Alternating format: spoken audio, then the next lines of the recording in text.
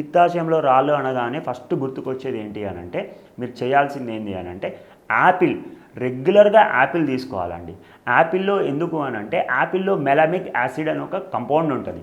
అది ఏం చేస్తుంది అని అంటే మన శరీరంలో ఉన్న ఈ పిత్తాశయం రాళ్ళు ఎందుకు ఏర్పడతాయి అన్నమాట, కొలెస్ట్రాల్ లెవెల్స్ ఎక్కువ అవ్వడం వల్ల అది మెటబాలిజం డిస్టర్బ్ అవ్వడం వల్ల ఆ కొలెస్ట్రాల్ అంతా అక్యుములేట్ అయిపోయి అప్పుడు ఏమవుతుంది, అవి స్టోన్స్ లాగా ఫామ్ అవ్వడం జరుగుతుంది.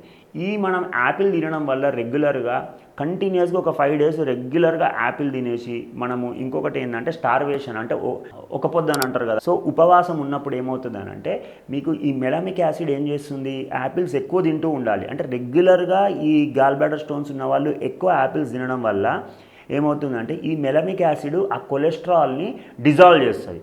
అప్పుడు డిజాల్వ్ చేస్తే ఏమైపోతుంది, ఆటోమేటిక్గా మనకి స్టోన్స్ ఫామ్ అయినాయి ఏమవుతుంది, ప్రెషర్ వల్ల బయటికి రావడం జరుగుతుంది.